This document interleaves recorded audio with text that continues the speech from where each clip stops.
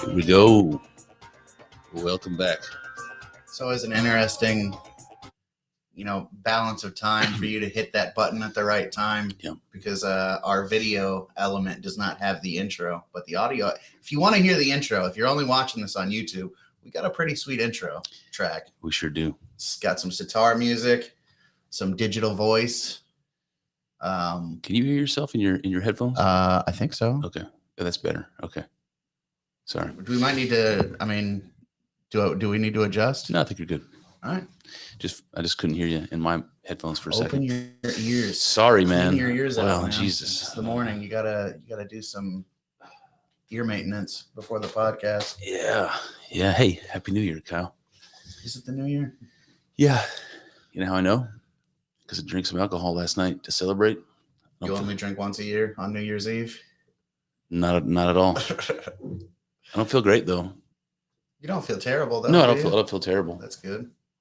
You don't seem terrible. You seem like you. If you wouldn't have told me, I wouldn't have guessed that you drank last night. You seem, on top of it.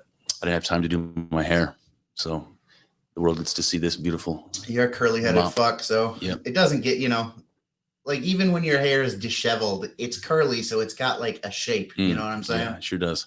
So it's not. It's in there. Yeah, there's some gray in there for sure. How do you like that? And the beard too. Getting old as shit, dude. Yep.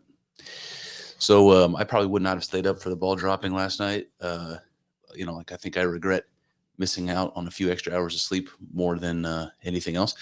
But the football game was on, so we had the college football semifinals, and neither of the games went the way I wanted them to go. Really? Yeah. You wanted Michigan to win? Yeah. Not me, man. Because I wanted to play them again and have an opportunity to beat them. Yeah, I feel like if TCU beat them and we went on to the national championship, I think that's good enough. Yeah, like it is good enough. Yeah. But I mean, I definitely understand the drive to avenge that loss and just to beat Michigan again. Yep. Because fuck Michigan. Yep. Exactly. I saw somebody tweet something out. It was like, what parts of America or what parts of your country would you be willing to get rid of to appease Putin? Like people are saying that Ukraine should let go of the Donbass and whatever the other region is. It's like, I think he can have Michigan. He can have Michigan now. We're not even in, take it, dude. Yeah. Fucking state up north. Smells like hot dog water. Yep. I don't give a damn about the whole state of Michigan. But yeah, so that one, I really don't care. I wanted Ohio State to win, but other than that, I really don't give a shit one way or the other. But it's always nice to see Michigan lose. Yeah, not always. I mostly root for the Big Ten teams. TCU when I can. No. No, I know, but TCU's they're like it's not like it's Alabama or something. You know what I mean? Yeah. So that makes it better. Yeah, we did have a good victory. The Big Ten. What was it? I think Maryland won their bowl game, and Kentucky played. Who did they play? Kentucky. Iowa. Yeah, so we had an SEC Big Ten matchup. I didn't even think that Kentucky was a Big Ten team, but SEC. Iowa. Yeah, and Iowa trounced them. All right, enough about football. I don't know if anybody gives a shit about football. What's up, man? What's new? It's a new year, so that's new. It's gonna have to start remembering to write 2023 anytime I write the date. It's gonna be difficult for a little while. I don't have to write the date that often anymore, though. Maybe not so difficult for you then. Yeah, I'm barely ever writing the date. So I told you after I got sick, after Thanksgiving, I stopped drinking coffee. That's not entirely true. I've been drinking a little bit, but in the morning, like I've been drinking tea, and this is not even caffeine tea; it's herbal tea, but it's like a minty tea, and I like it. Yeah, man. mint flavoring is delightful. I like herbal teas too. Yeah. Big fan. Got some coffee here. Yeah. Good old fashioned black coffee, the way men drink it. Good old fashioned American men. Good old fashioned American black coffee. Yes, indeed. Doing that because starting keto today. Oh shit! Is this your resolution? I mean, not really. It's just like a good time to start. The timing of the resolution seems suspicious. If it's not a resolution. I mean, I just think that New Year's resolutions are kind of gay. And like, if you want to do something, then just like do it. But it was just like I said, timing wise, it was just like, all right, that's a good day to start. You know? Yeah, absolutely.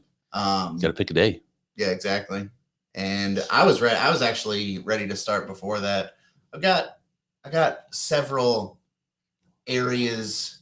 I mean, I guess you could call them resolutions, but I just don't think that there's any significance to it being the beginning of the year. Yeah. It's just like timing. Symbolic. You know? Yeah. Anybody doing it with you? Is you just going to be all on your own? Well, I think Colin is doing keto. Okay. But the rest of the stuff is just all me. Yeah. Well, I wish you all of the best discipline. And every time you I feel very are tempted, smack myself in the balls. I hope you have the strength to say, fuck off. That's what I'm going to do. I just developed my own plan. Smack yourself in the balls. Anytime I want a donut, I'm just going to give myself a tapper. Yeah, I like it. I think that'll work. Idea. Yep. All right. So I've been watching in the morning when the kids come down. I'll put cartoons on, turn the news off, put the cartoons on. And, the kids these days, their cartoons are terrible. And they don't even want to watch TV, really. They just want to watch YouTube videos. And that's, for me, even worse. It's so worse.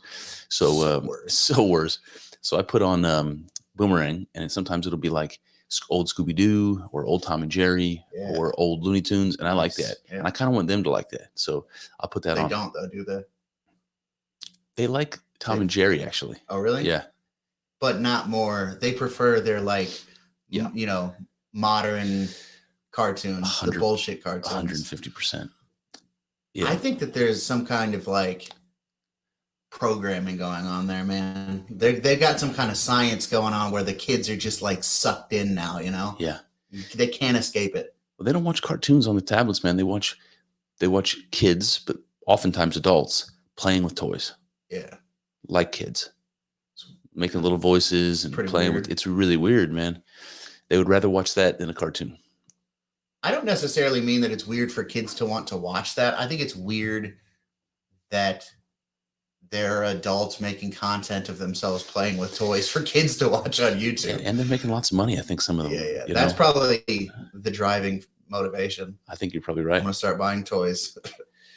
Oh, shit. Matt's got a bunch of toys. Matt, start playing with your toys on YouTube, dude. You should start raking in the ad revenue. That's a great idea. That is a great idea. Matt, if you're listening, which you are. And he'd be good at that shit, too. He would be, yeah, absolutely. You could pose them like, he poses his toys. Dude, I want to cut if you blow up because I want to cut. It was Kyle's idea. My idea. Yeah. But seriously, though, I think Matt would be good at that. Yeah. Well, the reason I just said the people who did that are weird. Now I'm like, I think Matt should do it. Oh, well, what are you going to do? Well, the reason I bring up the Boomerang and the cartoons is because I've seen over and over and over again a commercial, which is a public service type of commercial, telling kids to get the COVID vaccine. Oh, God. Starring Elmo and the Sesame Street cast. And when it comes on, I mute it because I don't want my kids to hear it. Because it's the most manipulative. It's the most manipulative shit I've ever seen. Elmo's got a little Band-Aid on his shoulder, and the other puppet is telling him how much of a hero he is. A hero. Yeah. For getting the vaccine, and that. What else did he say? Oh, he said that it's the best way to protect yourself and others. So I was just completely flabbergasted. It's PBS. So this is, our tax dollars funding this shit. That's what Sesame Street is, right? And the science has already changed on the notion, and it seems to be pretty well accepted that you're not stopping the transmission by getting the vaccine. So you're not protecting others. You might be protecting yourself if the vaccine works, but you also might be giving yourself myocarditis and killing yourself. You might, yeah, it could be that. Yeah, PBS. And fucking Elmo tells my kids that they will be heroes if they do it. Yeah. And my kids are young and impressionable. Well, look at how many things. They use that tactic for a lot of things. It's like, do this and you're going to be a hero. Do this and you're going to be like an upstanding member of the community. You're going to be an ally, Yeah. They do that kind of shit all the time. It reminds me of Captain Planet when we were kids. Yeah, he's a hero. I love Captain Planet. Going to bring pollution down to zero. Yeah, exactly. That was some... that was a pretty gay show when you think back about it now. Yeah, but there was some kind of indoctrination going on for the climate agenda. fucking. I think now that I think about it, Captain Planet had a green mullet. I'm pretty sure Captain Planet was a lesbian or non-binary or something. Yeah, you know? he was the first. He was the first trans. He's the OG. Yep. Damn. Damn. How did I miss that? Well, so when I saw that cartoon or the commercial rather with Elmo, I was thinking that's creepy, dude. Sorry, go ahead. No, I was just thinking about. I think when we were kids, they were still commercials for cigarettes. I'm pretty sure that changed. I don't ever remember commercials for cigarettes, but I mean, I could be It might wrong. have changed before, but I seem to remember. And the reason I bring it up is because I remember the Joe Camel stuff that was being talked about at the time. Yeah, like you can't advertise cigarettes with the cartoon camel because clearly that's being directed at children. I remember that too. I remember that being more about like billboard ads and I think newspaper ads, but it could have been about. I just don't. I do not like racking my brain. I don't remember ever seeing a cigarette commercial. That's like it's crazy to even think about the cigarette commercial, isn't it? Which is fucking crazy. I mean, I'm not a fan of smoking. I think that smoking is retarded. I honestly, like, if you smoke, I think you're retarded. Yeah. That being said, I mean, Pfizer has commercials, That's a great point.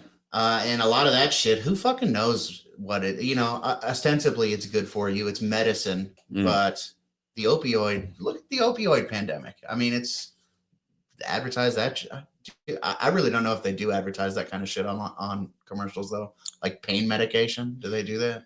I haven't seen one in a while, but like maybe opioids? They do. Maybe they stopped doing that after. Yeah, it's a bad look. They definitely fucking should stop doing that if they ever did. I just think it's interesting that that laws were made to prevent the cigarette companies from advertising with cartoons, and then Elmo can go on there and tell my kid that they're a hero if they get the vaccine. Yeah, I mean, what in the fuck, man? I see where you're coming from because I'm ANTIVAX, but I think that somebody who is not, they see a cancer-causing terrible cigarette and, like what it says in the commercial, that's what they think. They're fucking brainwashed, man. These people are, that's the thing. When you were talking about that commercial, I was thinking it's weird seeing like the public shift with COVID and the vaccine, like everyone is terrified. Mm-hmm. Everyone was locked down and supporting the lockdown. Eventually it started to slip. And now the general attitude of like everyday people, nobody's wearing masks. You get like a weirdo here and there who's wearing a mask. Nobody seems to really care about it that much anymore. Mm-hmm. But there's still like, the powers that be, the media, the politicians, they're all still acting like we give a fuck about it. Yeah. It's weird, man. Well, they don't want to let go of that until they have something else. Yeah. They got to keep the thumb on until they can put the other thumb on. Yep. Which, I mean, I feel like they've been trying to do, like the Ukraine thing. Maybe that hasn't been working as well as they want it to, but it seems like it's working pretty well to me. Yeah, we could talk about that. That's interesting. That shit was ridiculous. When Zelensky came. Yeah, oh God. Fuck that guy. Fuck Volodymyr Zelensky. That guy is a crisis actor. Like he comes over here in his military green, olive drab, fucking, it's like I'm trying to think of some like popular brand. It's like a North Face. He's dressed like this military leader. He's a fucking comedian by trade. He told jokes and was like an actor. Yeah. He's a bitch. And he comes over here wearing his military garb, trying to like fool people. And this guy, this is George S. Patton right here.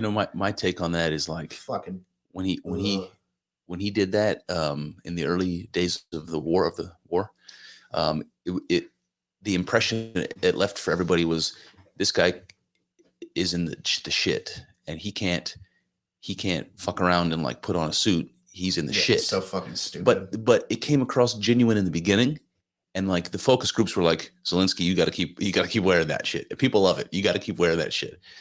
Yeah, I think I agree with you. Like early in the conflict, I mean, I saw through this all from the beginning. Just to be fair, go back and listen to the podcast. I've seen through all of this from the beginning. But he had like a couple of good lines. He was like, during the very beginning, he was like, "I don't need a ride, I need ammo," or something like that. So that was good. That's like a good PR line. Fuck yeah. But that's a good Vin Diesel line. When you get on a private plane and fly across an ocean to go visit another head of state, you have time to put a fucking suit on, dude. Absolutely. Put a suit on that fucking plane and change on the flight over. So fucking stupid. That whole thing was so irritating. If I was like, supreme monarch of a country, I have all the power, and, there's like a Senate and stuff like that. But, and, maybe they do have some kind of power, but really I've got the fucking power. If somebody came over and 2 people from my Senate, like hung their flag in our like governing, I would kill those people. Probably all 3 of them. You don't come and like hang this is America. You're not hanging the Ukrainian flag here.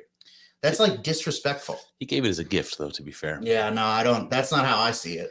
Yeah, but there's a lot of people that did use that word disrespectful. And I think you could say that it's sort of silly because we're talking about what he was wearing, but it's a small thing that he absolutely had time to consider. It was planned. For sure. And there are people that genuinely say, you're going to go up in front of, the president. You should dress for it. It's like real fucking simple, man. It does show respect. I think we can pretty much all agree on that. But I still think that he thought he was listening to the focus groups. He wanted to keep wearing his fatigues or whatever the fuck he was wearing. That's and I will say any of it. The purpose of the trip. I mean, this was right before we had to vote on. Well, we didn't vote it, but they had to vote on the government spending bill, and there was $40 billion more in Ukraine aid that was in it. So he shows up right before that to please, sir. It was like a pep rally.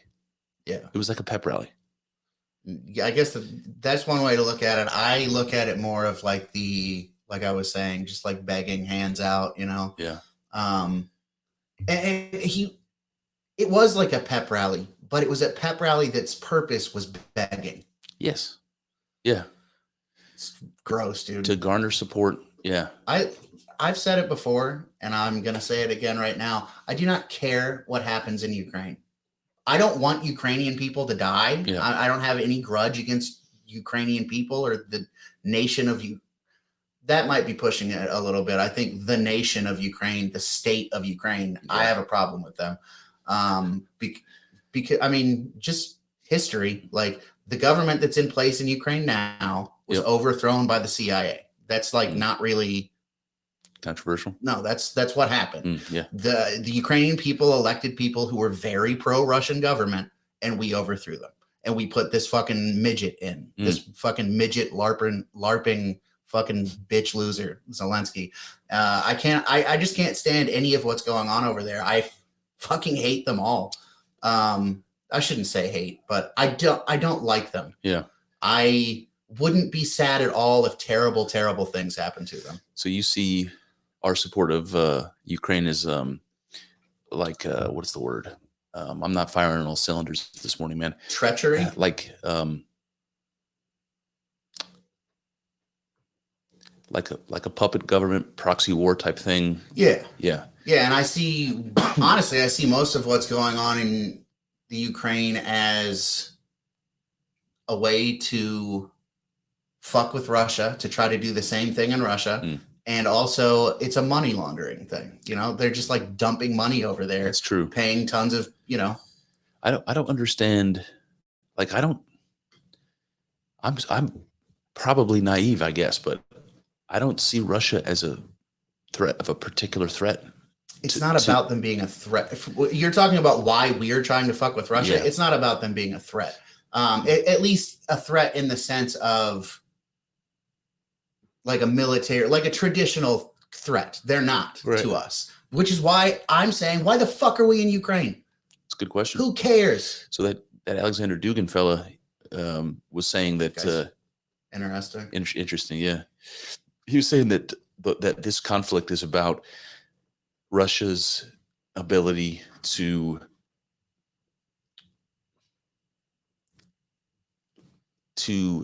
take the country in the direction that they want to take it, Yep. and to represent the values that they want to represent. That is exactly what I see. Against this conglomeration of liberal, the West, the progressive liberal, the progressive West. Yeah, exactly. Yeah. I'm sorry. That's why I am kind of on Russia's side, to be Yeah. honest with you. I don't think that Vladimir Putin is a good guy. You know, I don't want to be friends with him, although maybe I do. He seems like he could be fun to hang out with, Putin, you know? Oh my, can you imagine? Some crazy things are happening, you know? Yeah. But anyways. Can you imagine beating him in poker? No, I wouldn't. I'd fold. If I had to, like, what's the highest card or the hand you can get, like a straight flush or royal flush? Yeah. I'd fold, dude. Nope. You ever see that movie Rounders with Matt? I almost said Matt Hardy, Matt Damon, and Edward Norton. Great poker movie. Oh yeah, that sounds familiar. Yeah. What's his name? John Malkovich plays this Russian like mobster guy. Oh, yeah. Who's, I mean, basically Putin. John Malkovich is Teddy KGB was his name in the movie. Teddy KGB. Good movie, man. I'm gonna have to watch that again. But yeah, no, that is. I haven't heard Dugan say that, but that's exactly how I see it. I don't agree necessarily with all of the values that they want to uphold, but I actually do agree with a lot of them.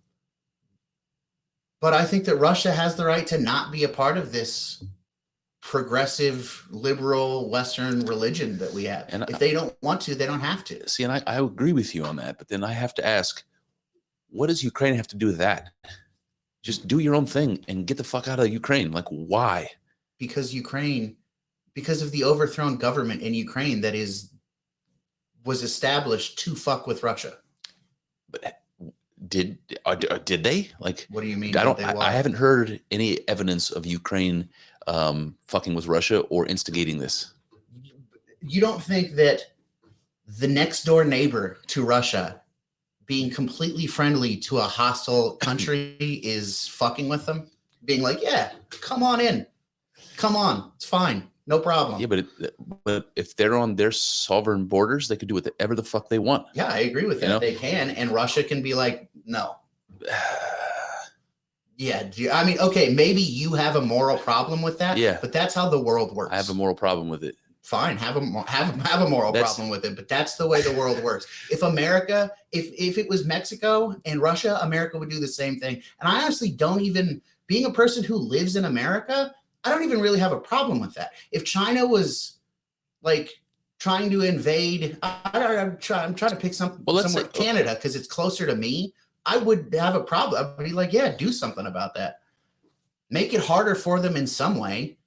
Don't just, and I would be saying this to Canada, don't invite, yeah, if Canada invites them in, yeah, I've got a problem with you now, Canada. Like, what the fuck are you doing? Can you imagine a scenario where, let's say China is doing in Mexico what they're doing in Africa? Let's say they go in and they buy up as much land as they can, and they buy all the mines and they buy all the industrial equipment and factories. And suddenly, even though they haven't invaded, they have a huge presence, and maybe they start extracting resources, and maybe they start building factories that make military equipment. And all of a sudden there's Chinese missiles, and tanks that are being built not far from our border. The libertarian in me says, I'm already out. I understand that might be a frightening thing. I understand that you might want to take some defensive actions, but should the United States start bombing Mexico at that point? I didn't say anything about bombing them. Well, that's what Russia's doing in Ukraine. Yeah, well, but it's a different scenario. I mean, I think that ideally we, having much more power than Russia, would be able to do other things to prevent that from happening. But Russia, being a country that it's taken them this long, and they're still not even done conquering basically a third world country. Yeah. I mean, I just don't think, I think that America would be able to do something before bombing to prevent that. But if it came to it, if somebody's going to bomb me, if somebody's going, let's just like take it to the individual. If I have a gun, someone else has a gun, and they're threatening to shoot me, I'm going to shoot them, and I'm not going to feel bad about it. Yep. And I think that that's like the right thing to do. You think that's the equivalent situation? Yes.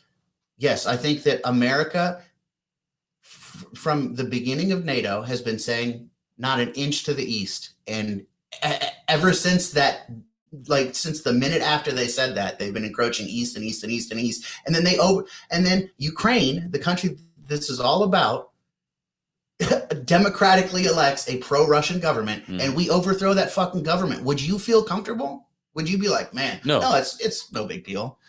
No, but the people that should be upset about that are the Ukrainians, not the Russians.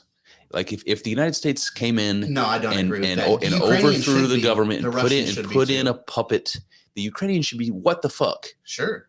What the fuck is the United States doing? That's what they absolutely. They should be pissed. 30 years from now, they probably will, because that's what happens. Boy. Like, you look at all these Middle Eastern countries that fucking hate us. We've been doing this shit to them for decades, and now we're doing it in Eastern Europe. I can almost promise you that in 10, 20 years, Ukraine is going to hate us. Do you think? I bet you a lot of them do. Yeah. I mean, do you think that the Afghanis hate the Russians like they hate us? I think that they probably hate us more because it was more recent. Yeah. Yeah. But the Russians were there for like 12 years, or maybe it was longer. I don't know. Not as long as us. Yeah, not as long as us. No. Yeah, I don't. It's kind of a weird situation with this whole Zelensky thing, because if you believe what Alexander Dugin said about this whole thing, and that Russia's fighting for their sovereignty, basically, if you believe that, how can you not believe? I'm sorry. Go ahead. Well, as a conservative in this country, there's reasons to support Russia in this debate. As a conservative, there's reasons to side with Russia, but at the same time, all of the not all of them, but you know what I mean. There's this large chunk of conservatives in this country that here we're going to preserve freedom and liberty in that country, and they're like, yeehaw! No, those people are all. How do I say this judiciously? Those people are all either working, they're making money or they're working for the people who are making money from all of this Ukraine stuff, or they're fucking retarded. Or yeah, that's basically it. I was gonna say, or they need they want that patriotism rah boost in their the polls, but that's basically just retarded. That falls into the fucking retarded category. I have a change of subject, unless you want to keep. No. So, you know how we'll talk politics, and I'm pretty hard on the left, especially the crazy ones that exist today, because they're not who they used to be. Yeah. There's no such thing as a classical liberal anymore, and it's very, very sad, and also very, very, very scary, because we need liberals. They don't exist anymore. But one of the things that they tell us, particularly on the left, particularly during this whole COVID thing, was that we had to trust the science and follow science, and we heard that all the time.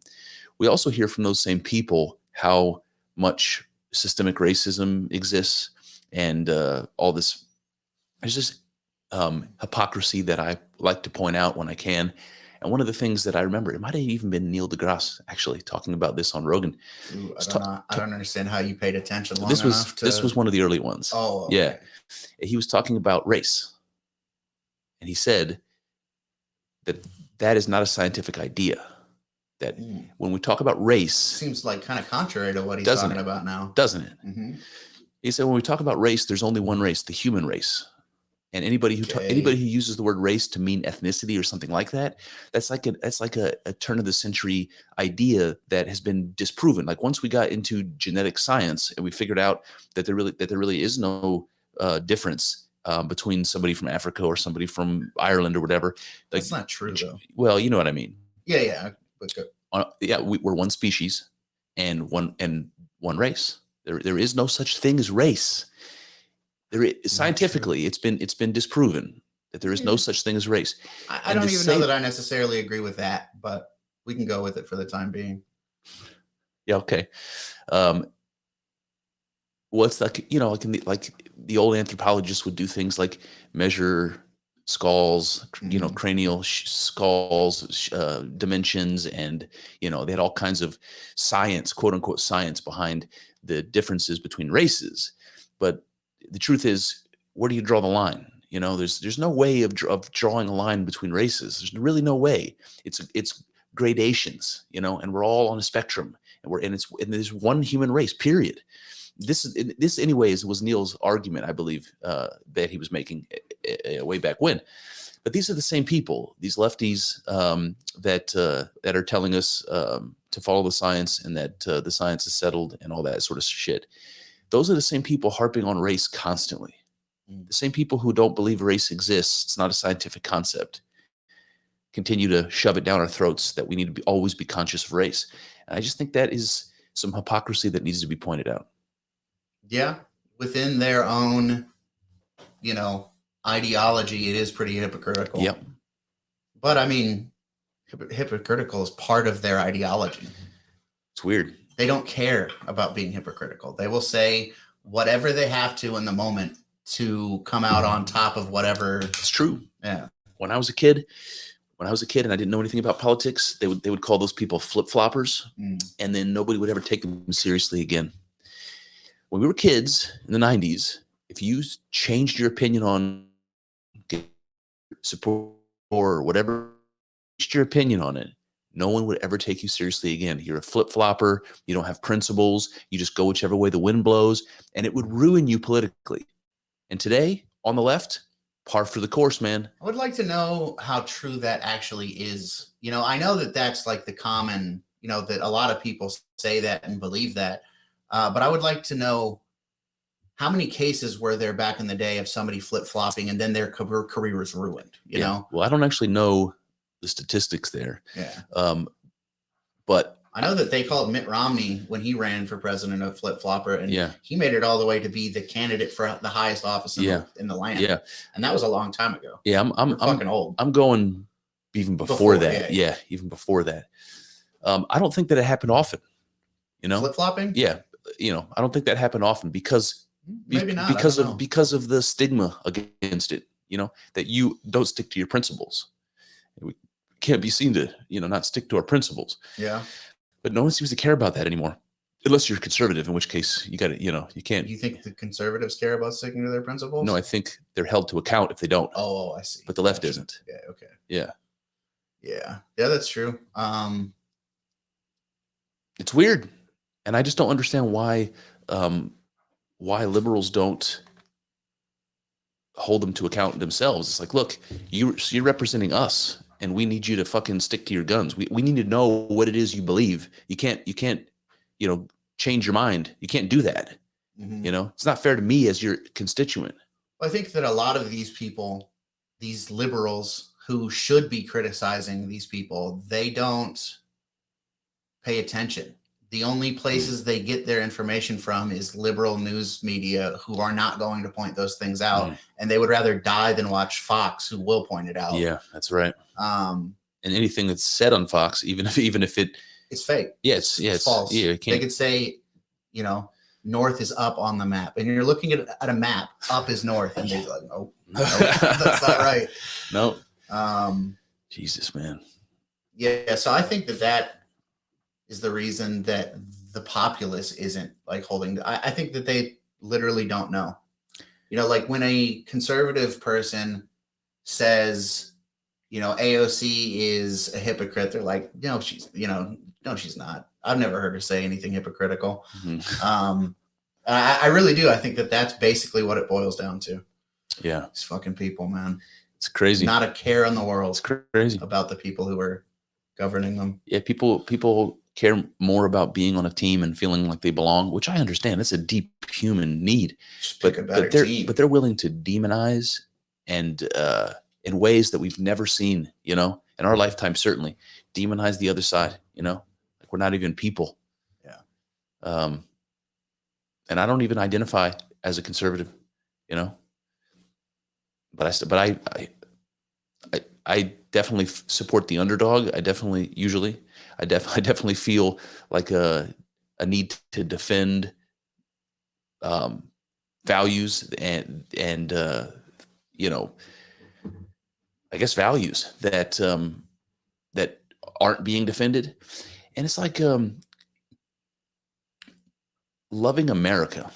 It's kind of a cliche thing, but just I don't even know. You're good. I don't even know if like love is the right word, but when I was a kid, that was a common thing to hear. You love your country, you love America. Yeah. And it's still common on country music. You know, you still hear people say that language. It's even waning there. Yeah. You got a lot of really retarded, you know, like liberal country people. There's so much self-hating going on that I don't understand. It's like if you're white, you need to hate yourself a little bit. Yeah. And if you're American, you need to hate yourself a little bit. And I just don't understand that, man. Not only if you're white or if you're American, you have to hate yourself. But if you say, I don't, you're like the worst person possible. It's so fucking crazy that to be a racist now, you don't have to say, I hate this group of people. All you have to say is, I don't hate myself. And then you're a racist, which is unbelievable. Fucking crazy. That's like some Orwellian, you know, like mind alteration over the course of time, you know? Yeah, it's just making white people hate themselves. It seems very self-destructive. But you know what? That shit doesn't work on me. I fucking love myself. This is a true statement. Yeah. I love white people. Yeah. I'm most comfortable around white people. I'm not uncomfortable around people of other races, but like the high school lunch, you know, the cafeteria, they all just fall into those groups. You know, there's intermingling, there's something, but for the most part, yeah, you know, I think that statement is true of anybody of any race. To say I'm more comfortable if I'm black, I'm more comfortable around black people. If I'm Asian, let's say, I'm more comfortable around, you know. It doesn't hurt my feelings either. If you know, yeah, I don't know, anyone. The same thing along gender lines too, right? If you got to, I prefer that women hang out by themselves. That is ideal. I know. But you know what I mean, though. I do know what I mean. If there was a big group of boys and girls of mixed ethnicities, the boys generally prefer to hang out with each other, and the girls generally prefer to hang out with each other. You know, is that discriminatory? You know, sure it is. You know, but nobody talks about that. I'm a discriminatory person. I'm okay with that. It's one thing Jordan Peterson says, which I like a lot. He said, "That's the one thing that you like that Jordan Peterson says?" On this topic. He says that people use the word discrimination as though it is a bad word. And he's like, are you kidding? It's like, we must discriminate. I mean, if you have a choice between food and poison, what are you going to do? Not discriminate? You know? Equality. Making decisions, making choices is discrimination. And it happens a bazillion times a day in every single one of our lives. And we have no choice but to do it. But you pick out one particular area and say, no, you can't discriminate this way, or you're a bad person. We must discriminate. We must pick the wheat from the chaff. We must. If we don't, we're evolution. What are we doing? Like, what is a life absent of discrimination look like? Just laying in your bed constant. But even that, it's like, I'm choosing to lay in my bed. I'm discriminating. Exactly. I could get up, but I'm discriminating against getting up. It's like discrimination is life. It's like if we stop discriminating, then we stop making choices. Yeah. And then how do we get by? Someone has to make our choices for us, Kyle. Yeah. Daddy has to tell us. And I think that's a little bit conspiratorial, but I think ultimately there's legitimacy to that being some sort of end game. If we can't think for ourselves anymore, we just become more and more dependent on the government, right? To make our choices. That doesn't seem conspiratorial to me. That seems obvious. I was talking to this guy on Twitter. I'm just going to insert this before I forget. Sorry. I was talking to this guy on Twitter who said he's a nice guy. He was talking about universal basic income, and it was talking about how that idea was something that appealed to him. And my eyes got as big as saucers, and I'm like, dude, look, here's all the reasons why I don't think this is a good idea. And he was like, yeah, but it's still a good idea. It's going to solve the poverty problem. And I'm like, this is what I said to him. I said, can you imagine if the government starts giving everybody a UBI and you become dependent on that money for your livelihood, for feeding your kids? You become dependent on that money. And then the government says to you, you didn't get your vaccine? No more. No more UBI. Then what? It's like, you want free money. That sounds like a great idea. But do you want to give the government that kind of control and power over you? You want to be dependent on them for your food and your medicine and the heat in the winter? It's like the exact opposite of what I want. I want to slowly, and this has become the thing that has become more and more clear to me over the last, I don't know, year, 2 years. Just cut ties with anything that they can manipulate you with. And that's going to mean like some serious changes to your life. Sure. Some very convenient things for you might be gone because of that, but you will be better in the long run. Yep. And that's what I'm working towards. That's my goal. I love that. Absolutely, man. I think you brought up Twitter, and just to go back to the Zelensky thing, when him visiting and his fucking fatigues happened, I put something on there, some tweet about basically everything I said. And I said, they want you to think he just came from the battlefield. He didn't. He came straight from the gay bar. And some guy on Twitter who I've had some interactions with, and he follows you too. Oh. He's like one of those mystical guys, Oh, yeah. It's a gay fella from Spain, I believe. Oh, yeah. You know who that is? Yeah, I do. He got mad at me for that and unfollowed me. Oh, yeah. I'm sure he would. But he's a nice guy and defended me when nobody else did on Twitter. So I can't say much about him, but he does seem like a nice guy. I've had interactions with him. He seems like a nice guy, but he's a little soft, a little soft. Yeah. Not that that's much of a surprise, but I don't know. Do you think that in Europe people are more soft?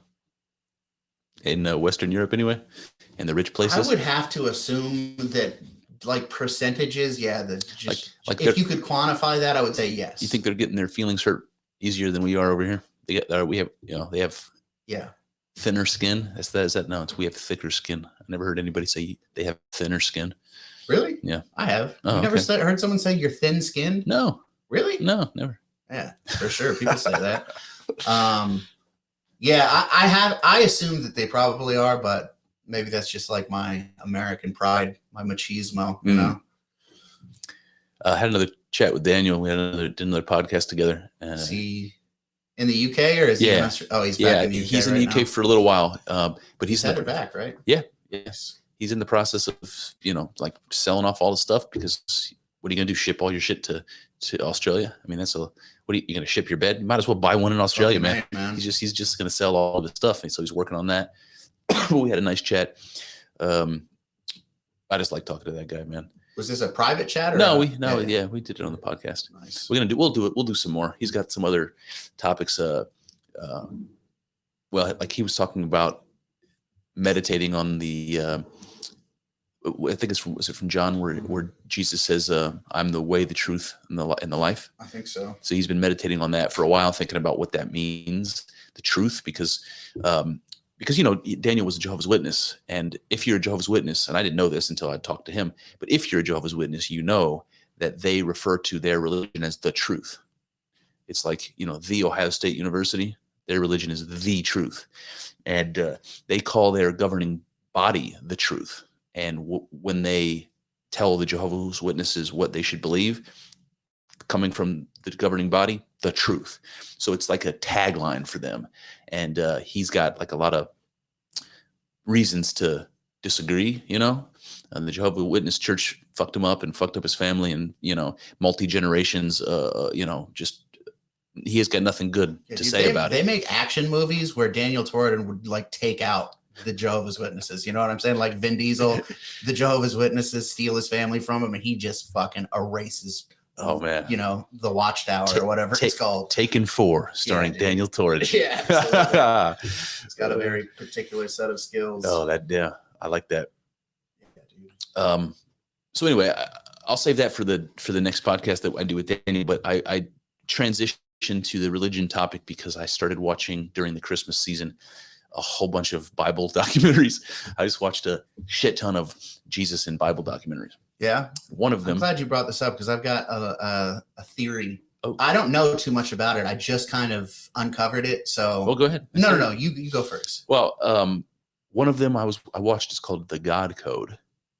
The God Code. The God Code. Right. It's on the History Channel. It's not a new topic. It's about the Bible code. And for those people who've never heard of it, the idea is if you put algorithmically, if you search letters in the Bible, you will find patterns that appear in the scriptures that are basically hidden messages, hidden codes. And there are mystical people and religious people that buy into it wholeheartedly and say that God has programmed in these secret messages in the holy book so that when we're advanced enough to find the messages, we're going to be able to no problem. We're going to be able to receive all the answers. And it's not dissimilar from like the Nostradamus stuff, right? Yeah. It's like if you search the Bible for 9/11, right, or Twin Towers or something, if you search that, there's going to be I probably have to explain this. When I say that algorithmically they're looking through the text of the Bible, they talk about these, what do they call them, skip counting. So it's like every 16th letter. If you take every 16th letter from a particular scripture, there'll be a message in it. That kind of shit. It's like, what are the odds? And there are people that poo-poo it and say, it's nonsense. It's random. You can find that kind of information in or side. Got Shakespeare would be able to find messages in Shakespeare and that kind of thing. And I want to circle back to that, but this Bible code shit is kind of interesting. Okay. And this one, he said in Genesis, I'll tell you this one. There is from chapter 30, verses 20 to 24, there is a cross in the scripture that if you just read the letters in the cross down and to the right or whatever, however they do that, it says in Hebrew, God first and last in the shape of a cross. That's weird because, of course, in the other places in the Bible, God is referred to as the Alpha and Omega, the beginning and the end. So here in Genesis, you have a shape of a cross. Which why would a cross be significant in the book of Genesis? Right, that's long before Christians existed, long before Jesus existed. Why would there be a message in the shape of a cross? In any case, if you do a skip counting from there, 16 letters skip counting, there's another message in there that says Father hidden in Jesus. So it says God first and last, Father hidden in Jesus. And this is in the book of Genesis in a very particular area between verses 20 and 24. The documentary said that statistically, the likelihood of that happening is 1 in so many centillion. It's impossible. It's completely impossible.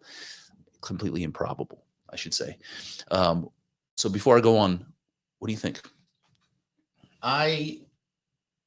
There was probably a point in my life, and I'm not like poo-pooing this completely, maybe, yeah, but there was a point in my life where I would have been like, that's fucking something for sure.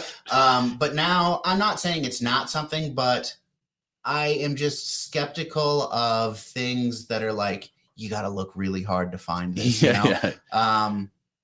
I don't know. I just like, there's a part of me that's just like, I don't know. I feel like God makes the answers obvious. You know what I'm saying? Yeah. I don't think that he's hiding things in crosses.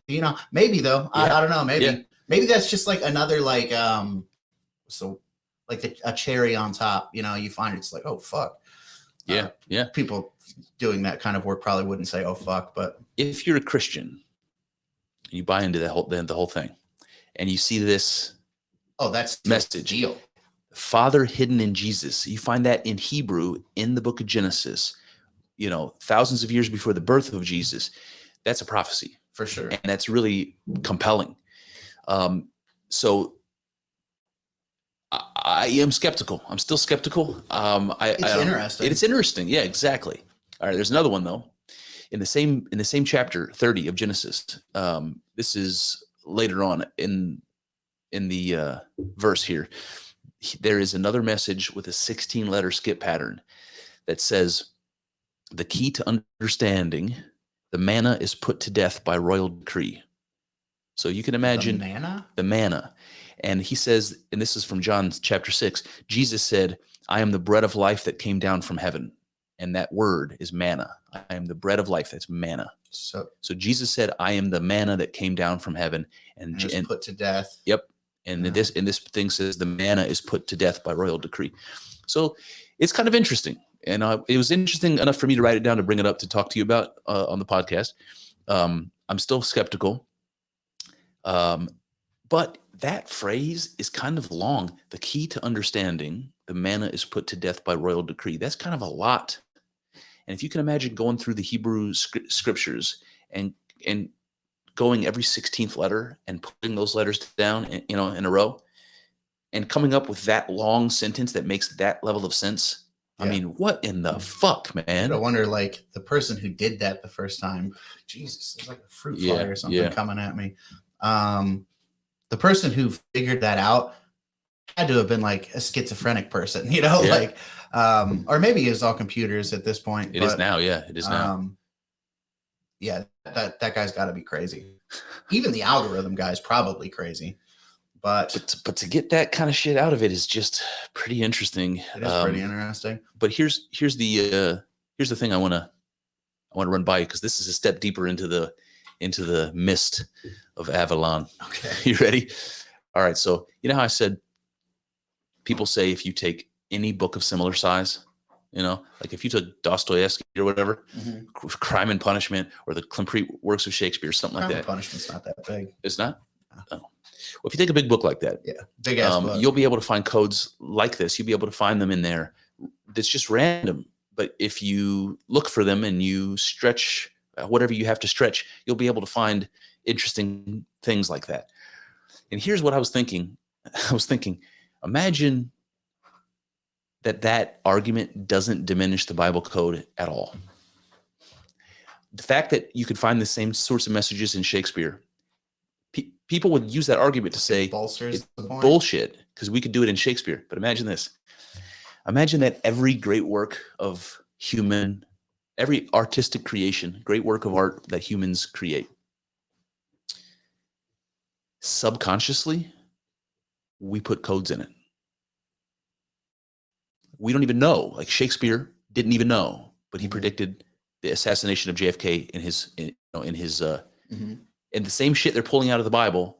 The fact that you can see it in Shakespeare and any other book just means that human beings subliminally are always unloading our unconscious knowledge into our art. Could be. Can you imagine? That's crazy. That could be a movie. Could be. I just wonder, like, how many, even in the Bible, you've got the messages that you read and all the messages that are in there, but how many like goofy ass messages could you find? Like, oh, sure. Spaghetti is actually anchovies. Yeah. Like, you could say that. You could say that somewhere in the Bible. That's just the first weird sentence that came to my mind.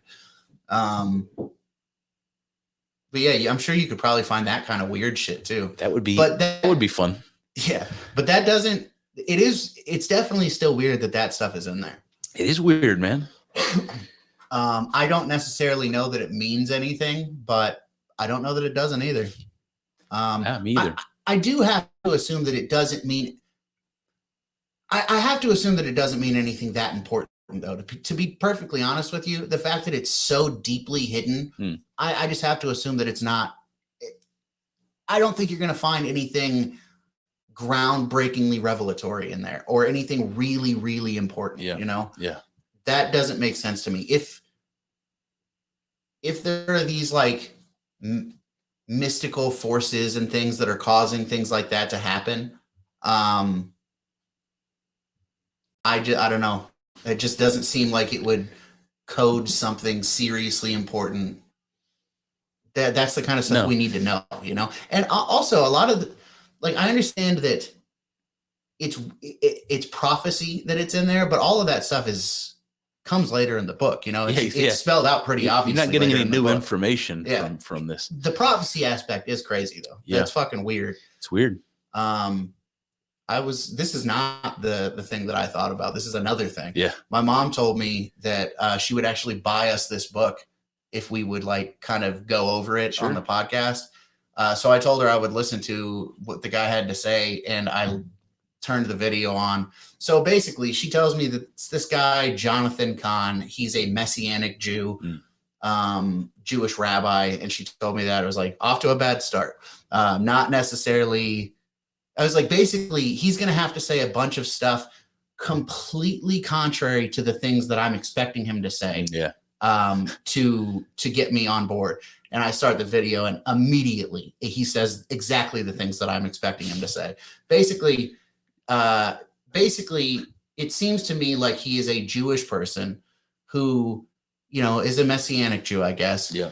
That is trying to garner support of Christians for Israel. I mean, yeah. So, and I just no, I'm not interested, not even a little bit. What was it about it that your mom was interested in? Well, the stuff. So the book that he wrote is not really like explicitly garnering support for Israel.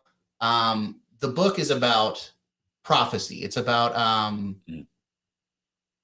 So he started saying something about there's this Jubilean calendar in Judaism. Yep. Like every 50 years, there are these events that are supposed to happen.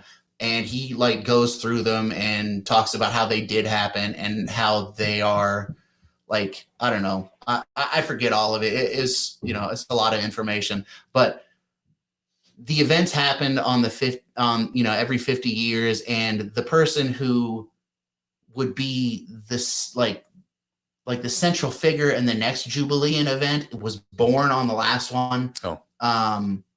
And it is crazy. Like if I'm taking everything he says completely honestly, like I don't think that he's manipulating, which I do suspect that there's some of that going on. Yeah.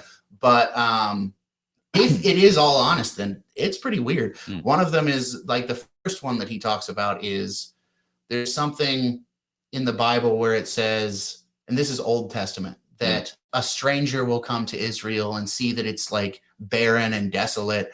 And after that stranger comes, then the Jews will begin the process of taking back Israel.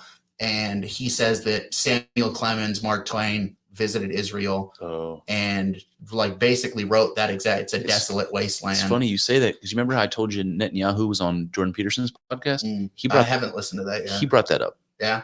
He brought it up over and over and over again that there were famous people who came to Israel.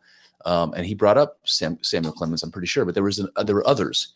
And the reason he brought it up is because they weren't Jews, they were foreigners, and they weren't Palestinians, so they didn't have a dog in the fight.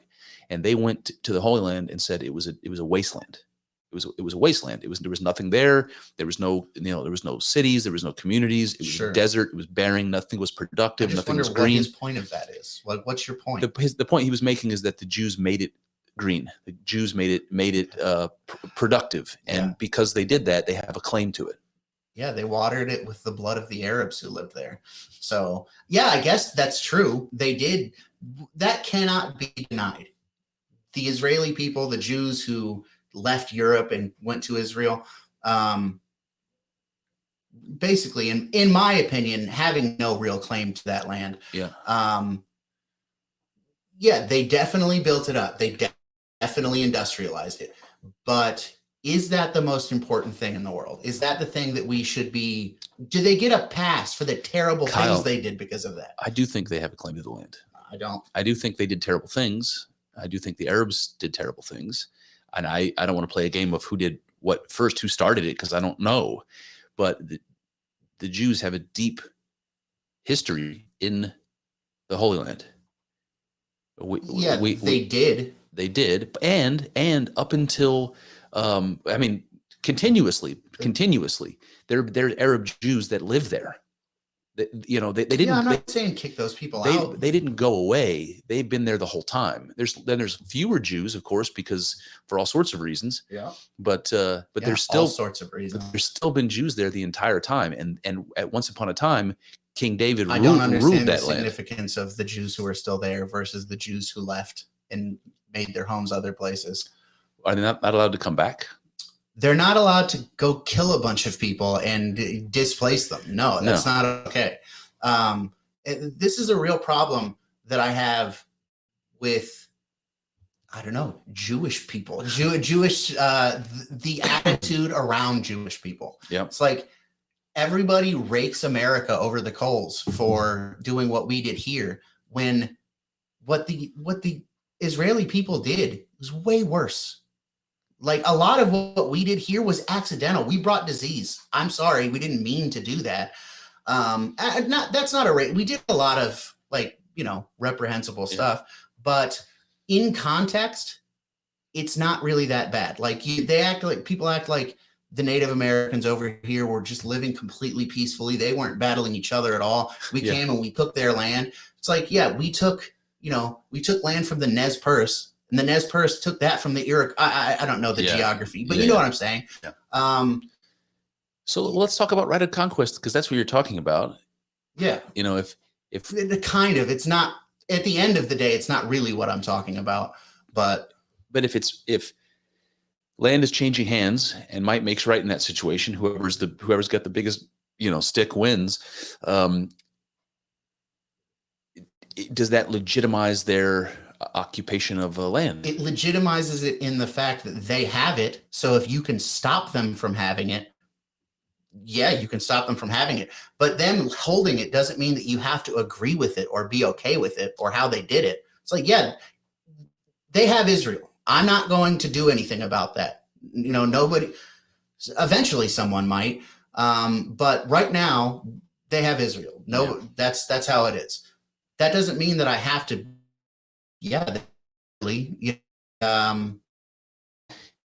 Definitely don't know the history deeply enough, and so I'm just, in a certain sense, talking out of my ass. But it seems to me that the land of Israel was given to the Jews post World War II by a consensus of the League of Nations, or whoever it was at the time. And so if the League of Nations decided that you had to give your house to Benjamin Netanyahu, you'd be cool with that? No, I wouldn't be cool with it. And I know that they enforced that by sending soldiers to people's houses and saying, "Get your shit and get out." And worse things than that. And that's fucked. That's fucked. I agree with that. However, at the time when the world was falling apart and was hanging on by a thread after the worst war the world's ever seen, the leaders of the world decided that it was necessary to give the Jews a homeland. And why? I don't know the history enough, man. I guess because they were being killed in the Holocaust, and they were being. It was political manipulation. For what? To what end? To have their own land. Like, what are you talking? If you have this political group and you have aims, you have goals, what do you, to have your own country? That's the goal. Right. A bunch of Jews living in Eastern Europe, let's say, they're in all sorts of different countries. Mm-hmm. They speak different languages. The only thing they have in common is their religion. How are they convincing the world leaders to give them a piece of land, which, by the way, at the time belonged to the British? Have you listened to that Martyr Made podcast? Yeah, but it's been a long time. You should listen to it again. It was all of it was political maneuvering. It wasn't, Great Britain. Oh man, we feel so bad for these guys about the Holocaust. We got to give them a country. That's what has nothing to do. That's what it seemed like to me. Yeah, it's not how it went down. That is not how it went down. I think that's how a lot of people think that it went down. Mm-hmm. It's not. See, it's interesting, man. There's a lot of shit I don't know, dude. All of it, from World War I all the way through to World War II, it's Theodore Herzl, it's Chaim Weizmann, it's all of these people who are David Ben-Gurion, all of these people. It's political jockeying, it's terrorism, it's theocracy, which is it's theocracy, and that's also the form of government that the Arabs prefer in that part of the world. Dude, a lot of these Jews who are rise to power, they're not like super religious Jews, you know. Some of them are. I'm sure some of them have been, but a lot of them are not. Yeah. I think a lot of Jews will tell you that they're atheists. Yeah. But that's the weird thing, though. They're atheists, but they still consider themselves Jews, and not even just like culturally or racially. They still consider themselves Jews religiously. Yeah. Yeah. But they're atheists. Yeah. It's weird, isn't it? It's extremely weird. So I think that the solution long term is going to be a reluctance to identify with the religion, and I hate to like root for nationalism, but imagine that I'm good with rooting for nationalism at this point, like 100%. Imagine that that Israel continues to grow and prosper and become wealthy, and people want to live there. You know, Arabs want to live there, and that's true today. Mm-hmm. You know, and it gets bigger, and people start identifying with themselves as as Israeli and not as Jewish, right? Like, I belong to this country, and I'm proud of it, and it's given me opportunity, and you know, I love it. And then people stop identifying so much with being Arab or Jew, and instead are proud of being an Israeli citizen. Yeah. You know, that is ultimately the solution. That sounds good in theory. Israel, the Jews in Israel will never let that happen. Well, Netanyahu, never.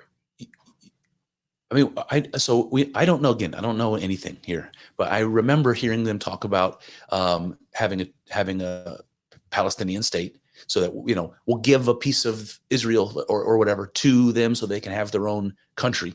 And they've rejected that over and over and over again. The Palestinian whatever authority, whatever it is that controls I don't even know what the fucking proper word is, have rejected those offers. And, you know, I don't know if they were shit offers. Maybe they were shit offers. I don't know. But that Netanyahu has attempted on more than one occasion to solve the problem by having two states, just two-state solution, and that the Arabs rejected over and over and over again.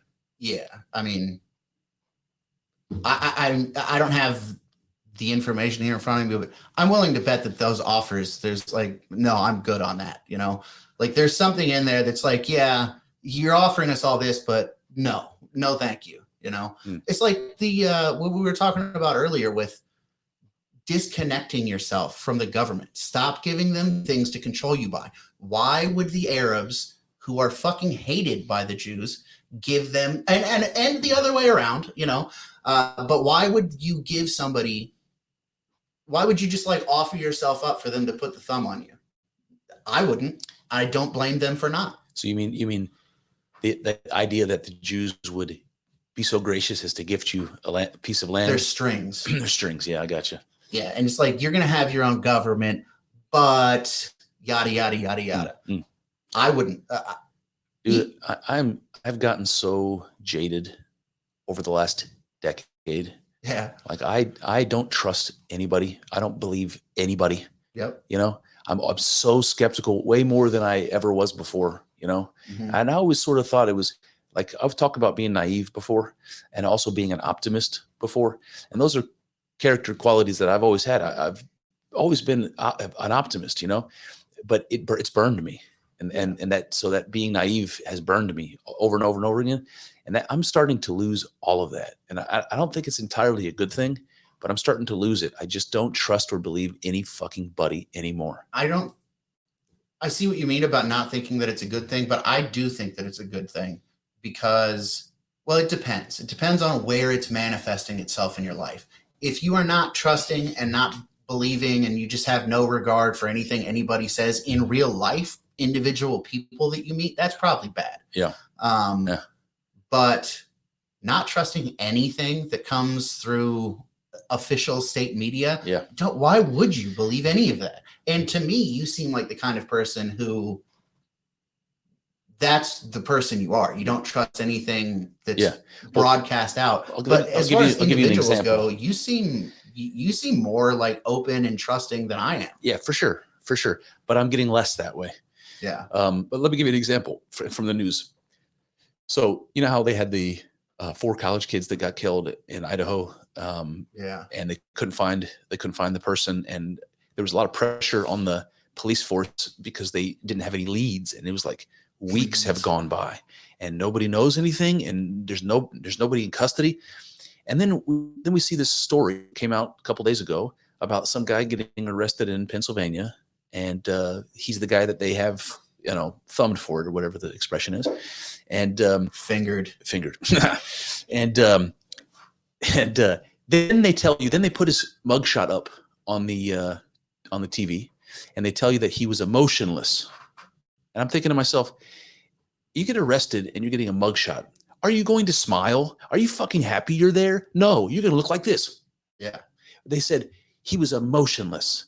And then they said that he was a PhD student studying criminology under one of these great, professors.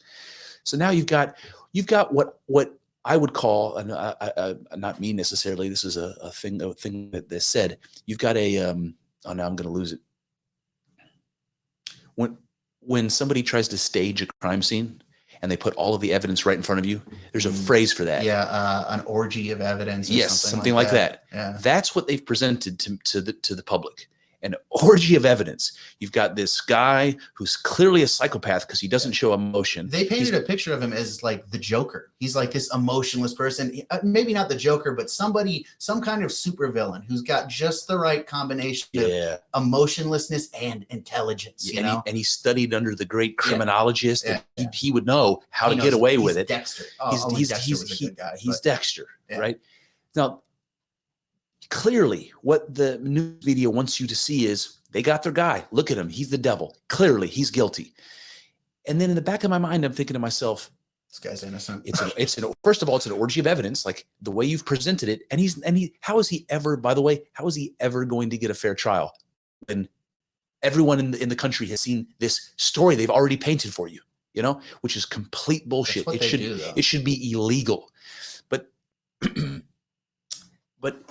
in the back of my mind, I'm thinking to myself, all the pressure that those cops had for not being able to find the murderer of these innocent young people. The community was up in arms. The news media was up in arms. Why are you guys not doing anything? They needed somebody. Yeah. They didn't have any evidence. They didn't have any leads for weeks. And suddenly they find the guy and he's Dexter. That seems a little bit suspicious to me, man. For sure. Listen, he could be the guy. I don't believe it. Like I'm going to need more evidence than that. I think it's awful fucking suspicious how that went down. Yeah. And that's the kind of thing I never would have thought before. Yeah. It's I have mixed feelings about Donald Trump. Sometimes I think Donald J. Trump? Donald J. Trump. Yeah. Not the other. Yeah. Donald G. Trump. Not that guy. But for Donald J., I have mixed feelings. Sometimes I think he's the only hope we have.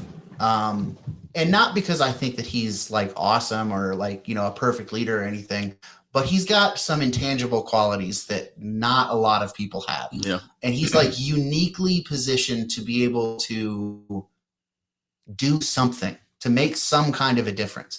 And then other times I think that he's a vaccine salesman, and sometimes I wonder if he's like, Vladimir Lenin did this thing where, there was the October Revolution after, during World War I. Russia pulled out of World War I. They had the October Revolution, and the Bolsheviks took over. And then there was a war. There was like a civil war in Russia between the Red Army of the Bolsheviks and the White Army of the people who were still, they still wanted the empire. They wanted to go back to how things were. So there was this civil war, and eventually Lenin co-opted the leader of the White Army and was like, no, just keep doing what you're doing. Let people believe that you are against me, but really you're not. So all of the country that could be investing their efforts, their resources into this actual cause, again, they think they're investing it into an actual cause, but it's not going anywhere. It's never going to do anything. Wow. And they're expending all of their resources into it. Sometimes I wonder if that's what's going on with Trump. Why did I start talking about Trump? I don't know. What were we talking about before that? Not trusting the media.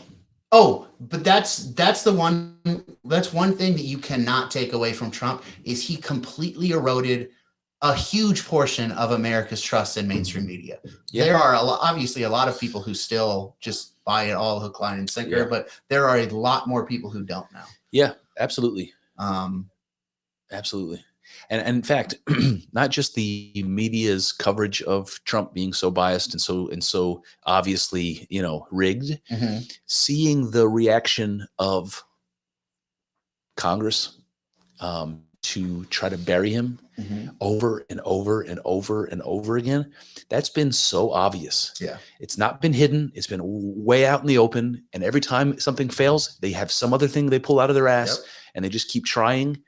It's despicable. That's been the main bit of evidence in favor of Trump for me, is that like the establishment, and this could go back to like the Lenin thing where it's all fucking pretend, but it does seem to me like the establishment fucking hates him and does not want him in power at all, because it seems like he fucked up their little, I bet if in 2016, if Hillary Clinton would have won, I'm willing to bet that we would have been at war with Russia a lot sooner than we had been. So I think that Trump came in and fucked up, these people's money-making schemes, whatever they're doing, their power brokering schemes. And they hate him for that. They do not want him back in there. They want to completely fucking ruin him because of what he did. They do hate him. The problem is that he, like I said, he's got some intangibles that make him good for this, but he also is like a bumbling fucking idiot a lot of the time, and he doesn't seem like, I wish not in the term ideology, he was more like Lenin. But I mean, like, I think that if you believed what Lenin believed, Lenin's a good fucking leader, man. Like Lenin got shit done. Yeah, I don't know anything about him, really. Really? Yeah. It's interesting. Not good, but so I wanted to say that I agree with you that they hate Trump with a vitriol and a passion and an all-consuming desire that I have never seen before politically. And I can tell you one thing for certain. The reason they hate him is not the reasons that they tell you. The reasons they hate Trump so much is not because he's a racist and a sexist and a homo and a bigot. Twitter. No. They don't treat any other asshole that way. Yeah. Well, they hate him for some other reason. Yeah. Yeah. I think it's, like I said, because he was this political outsider, this person who's not a part of the political establishment, who came in and against all odds, I remember when he came down the golden escalator and announced that he was running. He's not going to fight. This is all a stunt. Yeah, absolutely. This guy's a reality TV star. This is a stunt. Yep. And I honestly think that Trump might have thought that. To be perfectly honest, I think that he was just, this is working. I'll sell a book. I'm polling what? How much? Yeah, exactly. And then he fucking wins. Yeah. But I think that even if he did think he could win, nobody else did. And then he fucking won. And these people, he caught them with their pants down. You know what I mean? Yeah. And I think that I think it's pretty obvious that he ruined things for them. He fucked a lot of things up for them. He embarrassed them. He embarrassed them, but he also he derailed trains that were on their way to the station. You know what I mean? Things that would have been paydays for them, all of that stuff.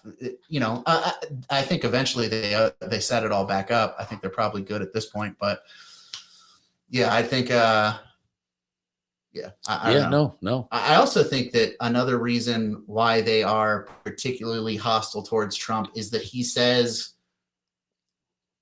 and I question his sincerity on some of the things that he says like this, but he says things that are very undeniably traditionalist and conservative and right wing.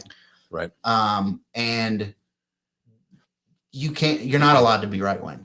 Do you remember when they asked Trump they asked him about a Bible verse or something, what his favorite Bible verse was or something. He's like, I love them all. I love them all. They're all Yeah, great. Yeah. yeah. And he just danced around that Yeah. thing. And but he did it in such a way that it was supposed to make him look like a fool for not knowing the Bible and claiming to, but instead he stuck to his guns confidently and made the reporter asking the question uncomfortable.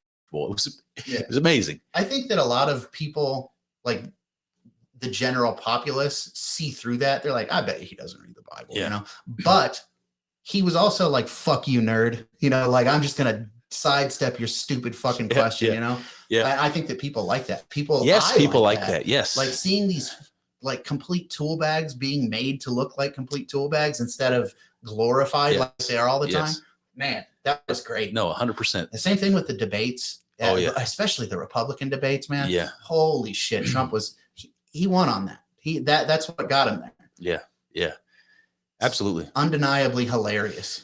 Yep. And I think we need more of that. I think we need more exposure of the shit that we don't know that goes on. We need more cogs, getting wrenched in, you know what I'm trying to say, wrenches in the cogs of the machine. And, I don't know if Trump's the best candidate to run for the Republicans. I kind of think that he is. I was kind of like leaning towards DeSantis, but I don't know, man. I think that Trump's the guy. I don't love him, but I think that he's the better bull in a china shop, and that's what I want, baby. I want a bull in a china shop. Yeah. If Trump would win, if Trump would run and win again, there's a part of me that would be gleefully happy that all of the lefties that have been trying to bury him and making half of the population of the United States out to be a villain, that they're going to get their faces rubbed in their own shit. But it was glorious the first time. Yeah. But it would be extra glorious now because they doubled down and tripled down and quadrupled down, this whole time. It was the first time it was more glorious in hindsight for me. You know, like I got to see the undoing of it all. Then I'd look back at them freaking out. And it's like, okay, but yeah, this time, like immediate gratification, it's going to be great. Yep. So when I brought up the Bible earlier, you said you had something you wanted to say, and then we got off track. What was it? So I heard this theory that Saul of Tarsus, who became Paul, the Apostle Paul, Saint Paul, if you're Catholic, I heard this theory that he basically usurped Christianity. And this is there's not like hidden, it's not like the stuff that you were talking about where there's like codes and hidden stuff. This is just from the theology of the Gospels to the theology laid down by Paul in his epistles. Yeah. That it's like he's completely undermining things. It's like a lot of sneaky stuff going on. It's interesting. Yeah, I don't know the details. I'm definitely looking into that. It's super interesting. I've never been particularly interested in the Pauline letters. No, me neither. I don't know that I ever read them. Yeah, I don't know a whole lot of Christian theology, but I've heard a lot of people who I have some kind of respect for talk about how they're not really into Paul. Like it's the Bible, so they respect it, but it's not, their favorite part of the Bible. It's interesting. Like I wonder what Paul says about Jesus, or what he paints about the message, what he changed or emphasized that was different from what it's actually not easy to tell when you read the Gospels what his ministry was really. It's not really easy to understand what it was that Jesus was trying to change. I mean, there's some examples like when Jesus says things like Moses said that if you commit adultery, you've committed a sin. Jesus says, I say, if you even think about it, you're just as bad.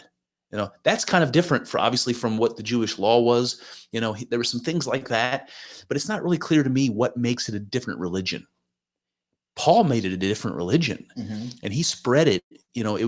Paul's popularity in the letters and spreading that message and founding all those churches all across Asia, in the Near East rather, in the Mediterranean, that planted the seed and got the foothold in for Christianity to become, the religion of the empire. if it wasn't for Paul, it's possible that Christianity would have fizzled out or been something that's limited to Holy Land. Yeah. You know, that's something that is a very small sentence that I remember is Christianity. There would be no Christianity without Paul. It would have fizzled out for sure. There's just like not enough. Yeah, that's interesting because there's groups that live in the Middle East, like the Mandeans.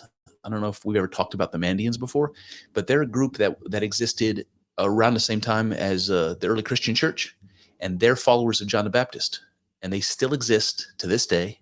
They believe John the Baptist was the Messiah, and they have their own holy places and their own holy scripture, and nobody fucking even knows. Nobody even knows. You've ever heard of it? Nobody even knows.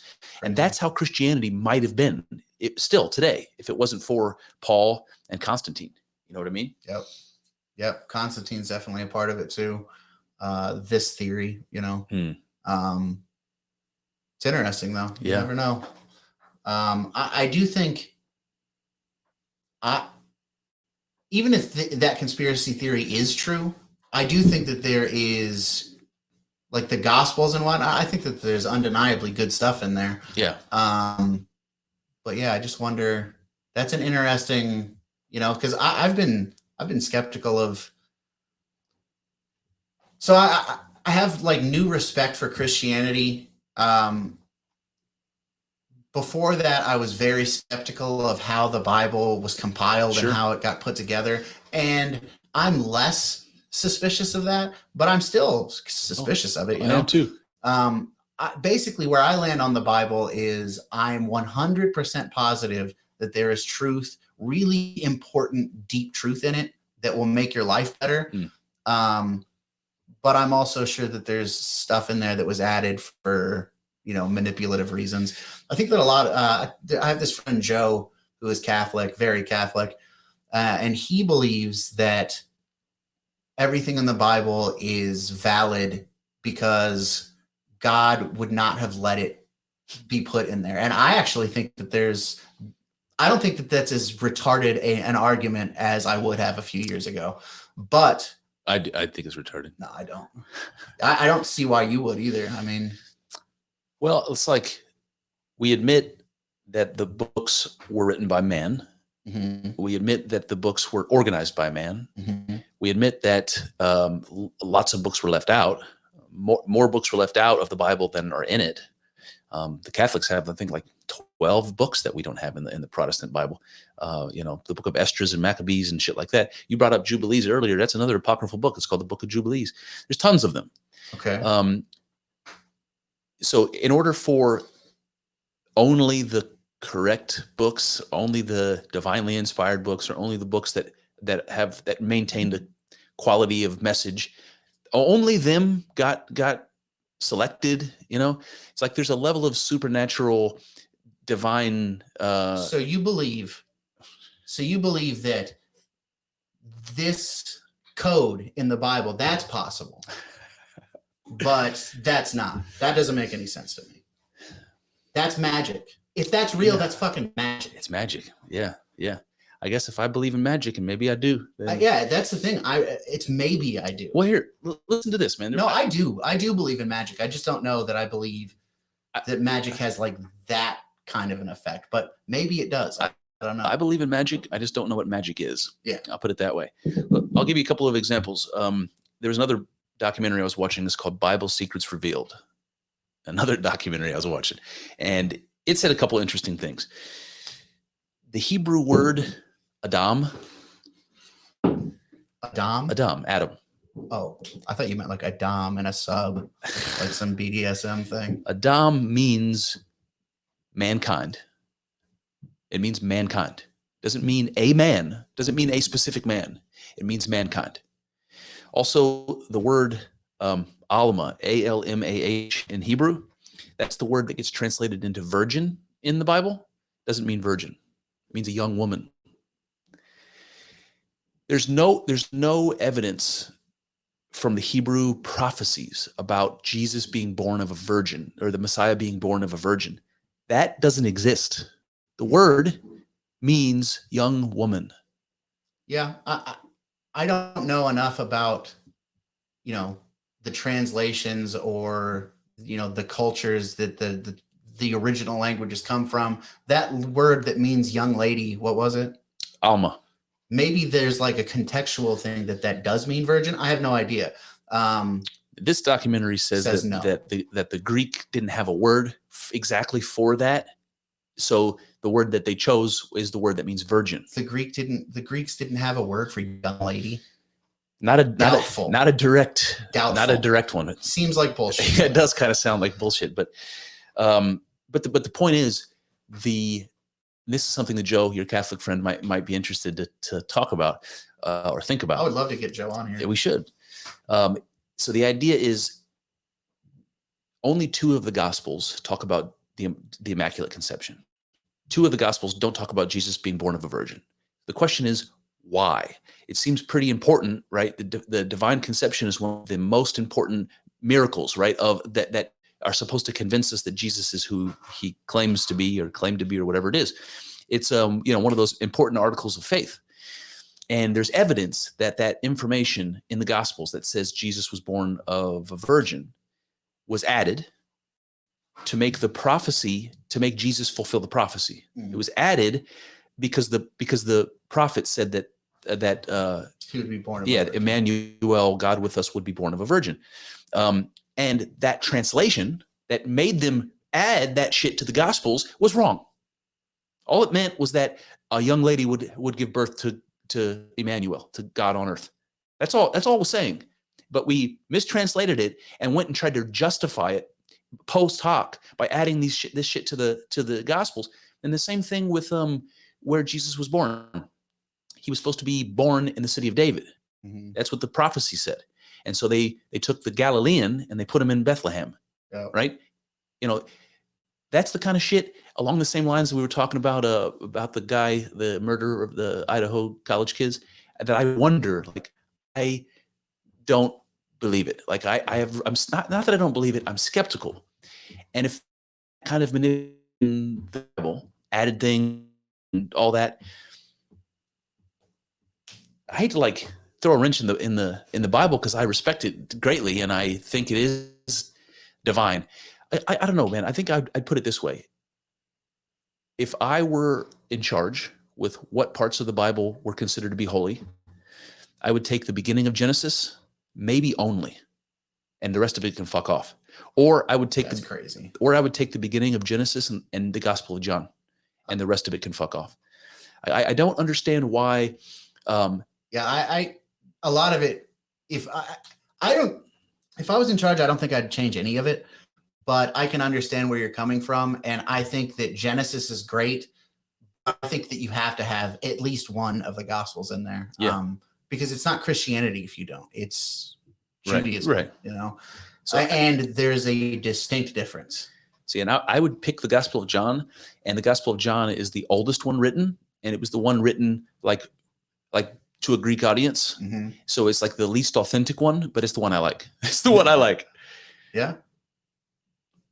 I don't know, man. I don't know. Yeah, I don't know either. I don't know either, man. So,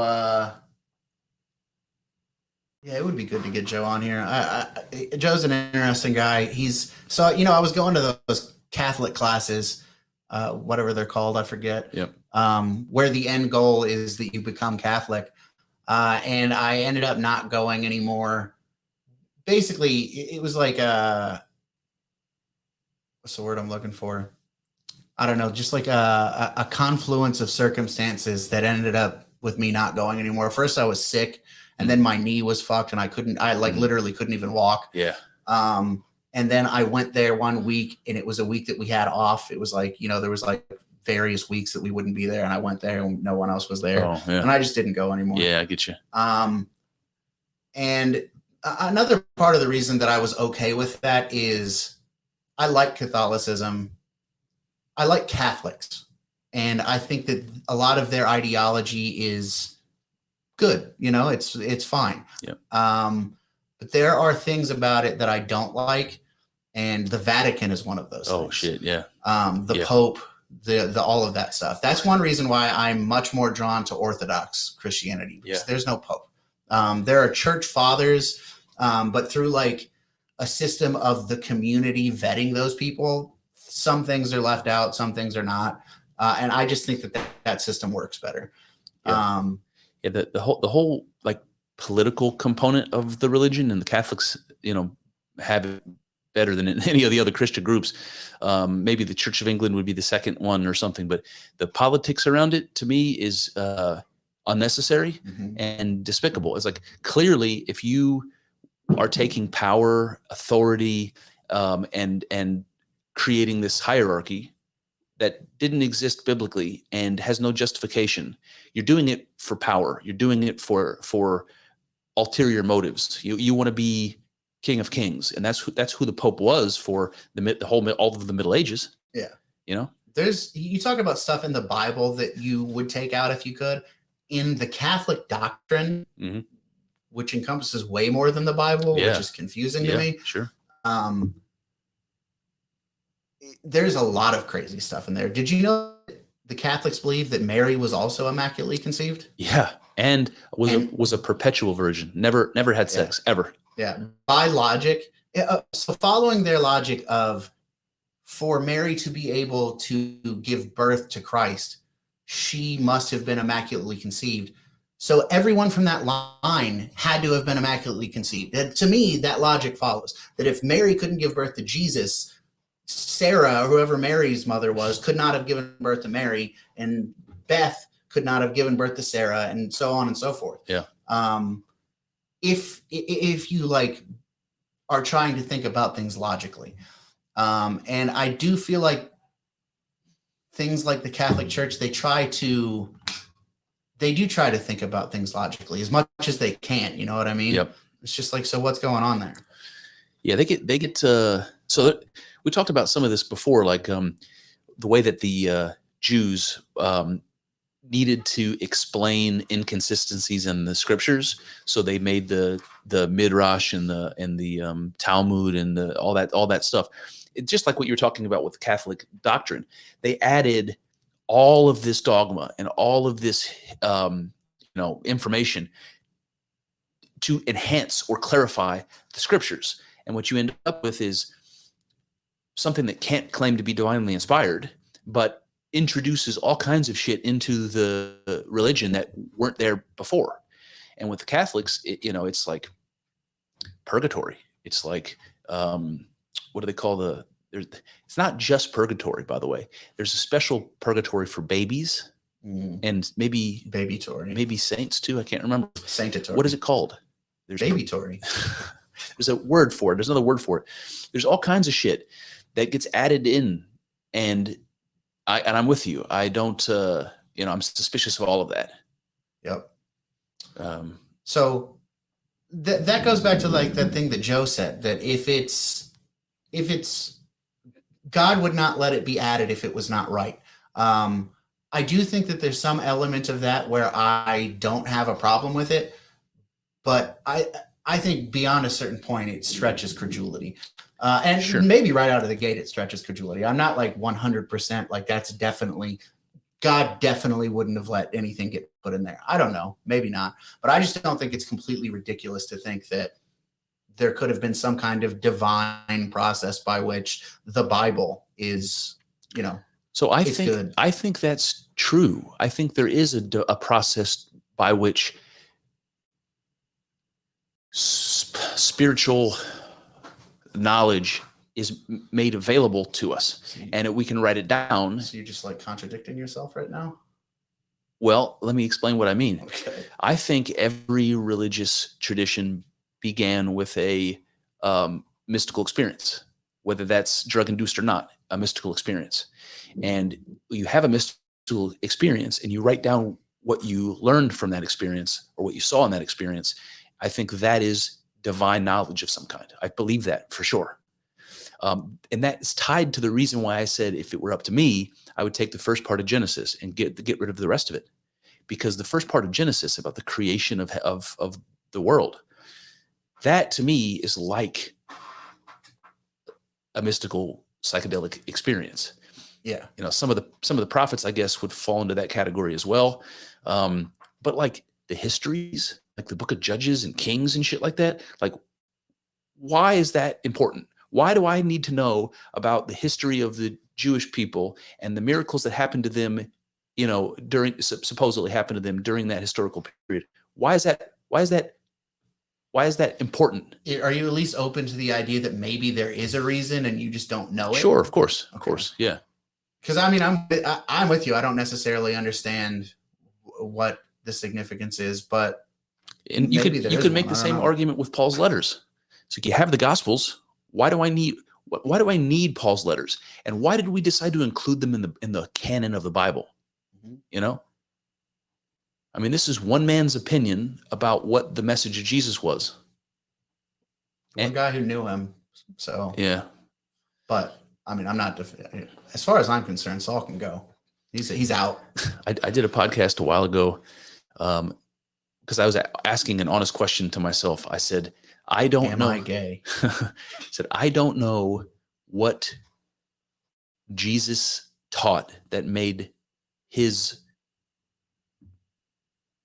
message a different religion. Like, I didn't understand how did Jesus's teaching separate him from the Jewish religion? Because it's not clear that even Jesus believed that he was separating himself or starting a new religion. He was a Jew, And I also didn't know what Muhammad taught that made Islam different from Christianity and Judaism. Apart from like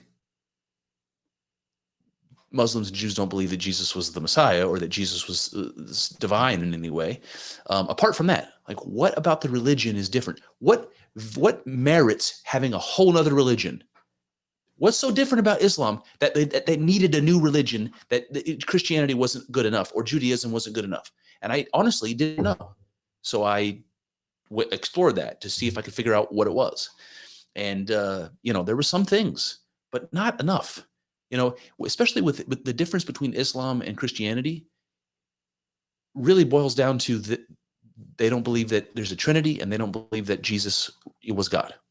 I really honestly can't see much of a difference beyond that. Yeah.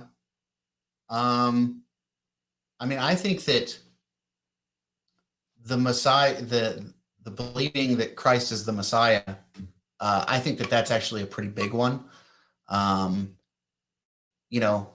Regardless of the doctrine, I don't, maybe there's not a whole lot, especially with early Judaism. There's probably not much difference. But I mean, if you compare the difference between Judaism and Christianity now, it's fucking huge, So I don't know. I mean, I think, what were the things that Jesus was saying in the Gospels that the Pharisees had a problem with? I think a lot of it had to do with the fact, A, that he was claiming that he was the Messiah. Yeah. And B, he was encouraging the Jews of that, that time and place to behave in ways that would have robbed power from the people the Pharisees and, the people who were in power because of that religion. That's true. That's an interesting thing. So there isn't a Jewish priesthood anymore. There's rabbis, but there isn't a Jewish priesthood anymore. And the reason for this, as far as I know, is because the temple's gone. There's no temple, so there's no priests. Where was I going with that? I don't know. I lost it.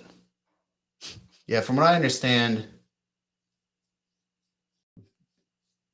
early Judaism and Talmudic modern Judaism is completely different religions, like completely different.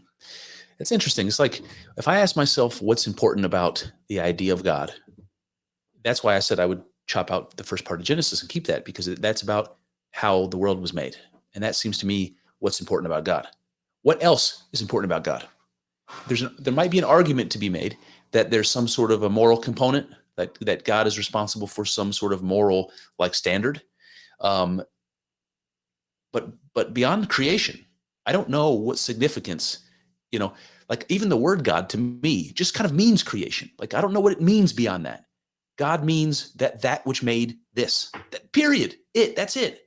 And any story we tell about that, I think is significant. I think is divinely inspired, and that those sorts of realizations occur in mystical experience. And then I think that the Jesus bit, and I didn't used to think this way, but I do now. I think the Jesus bit is important because what it does is it gives you the message. It illustrates for you this idea. In fact, I had something written down. I can talk about that. We'll go along with this. St. Athanasius, one of the early church fathers, somebody tweeted this, and I just thought it was awesome. A quote from St. Athanasius that said, "God became man so that man might become God." That's the story of the gospel, right? So you have Genesis about the creation of the heavens and the earth, about the creation of reality, and then in the Gospels you have a story about understanding that we are the thing that we worship. We are the thing that we point to say, that's what was responsible for creating this. We have a connection, an intimate and deep connection with that thing, so much so that our identities are inseparable from each other. And you can never understand that. It's hard to understand even just talking about it right now, but you can never understand that until you have a mystical experience. So it's tied together. The idea that God is man and man is God. That's symbolized by Jesus and in the story of Jesus. So we need that. So I'd keep that. But then there are people that will say that story has existed historically well before Jesus. The story of, the Osiris, and the story of Mithra, and the story of, all these different gods that were the dying and resurrecting savior that follow the same model as Jesus. And I think that, again, going back to that earlier example, I was talking about the Bible code. I think it strengthens the significance of the Jesus or the Christ figure. The fact that it's existed before the person of Jesus, people will use that to diminish it and say, well, you guys are just recycling this idea that came from, ancient whatever. This Jesus idea goes way back to ancient Egypt even. You guys are just reusing this old story. That diminishes it, because you can see that the message that God becomes man and man becomes God, that we are one, that same message is repeated over and over and over again. Why would it not repeat it with our newest flavor of religion? And Christians don't like to hear that. Your mom's probably thinking Chris is going to hell for sure. But it's important to understand that Jesus wasn't uniquely Christ. We all are. I believe that. And the first step into coming to understand that is to coming to believe that somebody special. Jesus he was special. So once you can believe that Jesus was God, then you can take that next step down the road to understand that what Jesus was a man, just like you and me, or woman. I'm not trying to be sexist over here. Yep. And it's not just about this special person that had this special connection to God. It's realizing that if anyone has that connection to God, everyone does. Mm-hmm. I do think that there's something special about Jesus in the fact that it takes a special person to make other people realize that as widely as he did. That's something special. Not everyone can do that. Nobody else has done that ever. Yeah. I mean, yeah. All of these messiahs that came before Jesus Christ didn't have the same effect that Jesus Christ did on the world. Yep. They had maybe a huge effect on their region, but globally, you can't fuck with Jesus. I think about Socrates and Buddha as examples of people like Jesus that were like Jesus in lots of ways and made a worldwide impact. That their lives and their example made a worldwide impact. So I do agree with you that it takes a special person to just put into words, even to communicate something as difficult as what I just tried to communicate. It takes a special person. And there are special people. There are people that are born with crazy high IQs. There are people that are, that have a way with words, like a William Shakespeare. There are just diamonds in the rough out there, and sometimes it takes something like that to make it make sense, to get the message across. But I don't think Jesus was the only one. I think Socrates and Buddha are examples of equally significant, special people. Yeah. Yeah. Yeah. I mean, I would assume that if you could quantify that maybe they had less of an impact than Jesus. But, and I'm not even saying that because I'm like partial to, I'm just saying like mathematically, statistically, I would be willing to bet that Jesus had a bigger influence. Although you do have to wonder how much influence that like someone like Socrates, where Christianity, Judaism was born in the Middle East, but then Christianity kind of became a European thing, particularly in Greece. Right. You got to wonder how much like Socrates, his effect on that area had on Christianity. There's one big piece of evidence there, which is that St. Thomas Aquinas, who is, one of the early church fathers, but maybe hands down the most important, most influential church father when it comes to Christian dogma. Yeah. St. Thomas Aquinas was the guy that wrote like the arguments for and against the existence of God, and all kinds of shit. He was heavily influenced by Aristotle. So Thomas Aquinas was bringing the Greek philosophy and rationalism of Aristotle, which came from Socrates ultimately. Yep. And merging it with the Jewish and the Christian dogma to create basically modern Catholicism. Thomas Aquinas did that, man. Another thing about Thomas Aquinas that's worth telling you. I don't think that you can say maybe hands down. I don't think that you can say that. Another thing about Thomas Aquinas that I remember from learning in school, he had a mystical experience late in his life. And when he had it, he said that everything he'd written was as nothing. Yeah. And I think that's true, man. If you have a mystical experience, it's something else. It is. And Thomas Aquinas wrote tremendously influential and powerful shit. And he was like, it was as nothing compared to that experience. Yeah. That dude, Joe, one time we were unloading a truck when we worked together, and we were talking about Thomas Aquinas, and he was like, yeah, during times when he was, feeling, stressed or overwhelmed, he would find a nice solitary place and fuck his animals. Because, Thomas Aquinas was like big on he's like the patron saint of animals. Oh, I didn't know. Joe's just fucking with me because I was listening to him. He was being like very sincere, and then he like hits me with like, what? And he was like, got ya. Yeah, I didn't know that. Yeah, we can talk about saints. You didn't know that Thomas Aquinas was like the patron animal? Yeah. No, we can talk about saints though. That's an interesting thing. It's not really interesting. But we're coming up on time anyway. Are we? Yeah, almost 2 hours now. Did you close out? Did you see? That guy Andrew Tate? I don't know him, but I've seen him on the news recently. Yeah. Well, I think we've talked about him before. So we'll refresh my memory. He's a guy who has this big online following where he goes online. He does his live streams, whatever he does, but he also goes on like podcasts and other shit, and he says very controversial things, a lot of which I agree with completely. But he's just very brash and like he wants to work people up, Yeah. And so he says all of these things that are like right-wing kind of traditionalist ideas, and he disseminates those ideas well, you know. But then it comes out that, and a lot of this stuff has been, so not the illegal part of it, but the like sordid, immoral part of it has been out there for a while. The guy's a pimp, like he runs he got super rich off of creating and running a like cam site, Okay.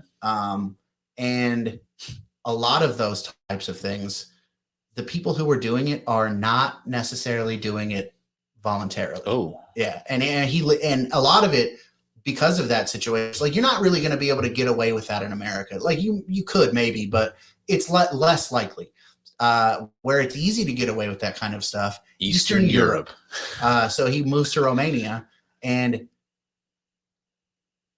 yeah, just like becomes a pimp basically. Like, you can find a video of him like beating some girl, like breaking her mentally. Oh, Jesus. Yeah, so I just think it's interesting. You got this guy who is out there saying a lot of blatantly right-wing things, and then all of a sudden he's got this sex trafficking charge. And I just can't help but wonder, like, is this an attempt to associate right-wing ideologies with sex trafficking? And like, the pedophile thing is a big thing for the right now, you know? Yep. I just wonder, are they trying to like hijack this, and like, it's not us, it's them. That's interesting. And it's another situation where I wonder if Andrew Tate is in on it. You know, like, oh God, he's being held by the Romanian government now. If he walks free, I fully am going to believe that he's working for them now. Oh, boy.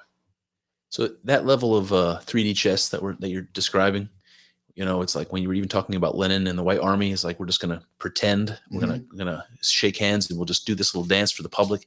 Like, that level of political maneuvering,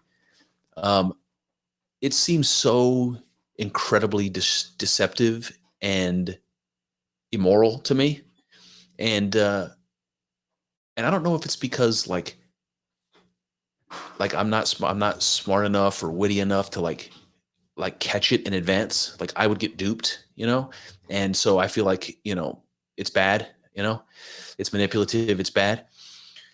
At the same time, we've talked about this before, that it doesn't seem like the conservatives will ever win unless they start doing it too, you know? Yep. And the left is so much better at it. I don't know. Maybe they've been doing it longer. Maybe they're smarter. Maybe there's more sociopaths among them. I don't know. I think the reason the left is better at doing it is because their opposition is the left. The Republicans, they're just a part of that crew. They're not fighting anything. They're putting on a show to make the idiots think they're fighting something, but they're not. And I think that there are people who are right-wing who are very capable of operating in the manner that would have us, but when they get to power, look what happens with Donald Trump. It's just speed bump, speed bump, speed bump, speed bump until the end of his term, and then they steal the election from him.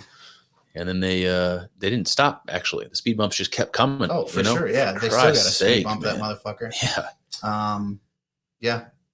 If I was Donald Trump, I might just put my middle fingers up to this whole country and just go live on an island somewhere with all my money. Oh, that's being a quitter. Yeah. Donald Trump is not a quitter. That's one of those intangibles. Yeah, he's been in reality, I think, embarrassed. He's been, pushed around, and Donald Trump, say what you want about him, doesn't seem like the kind of guy who takes that sort of thing well, and is like, no, you're not going to do that to me. Even if I lose, I'm going to try my best to fuck you up. Yeah. Yeah. So there's something, Ayn Randian about that I like, Yeah, man. Bull in a china shop. All right. I got a piece. So let's play the music. Well, there you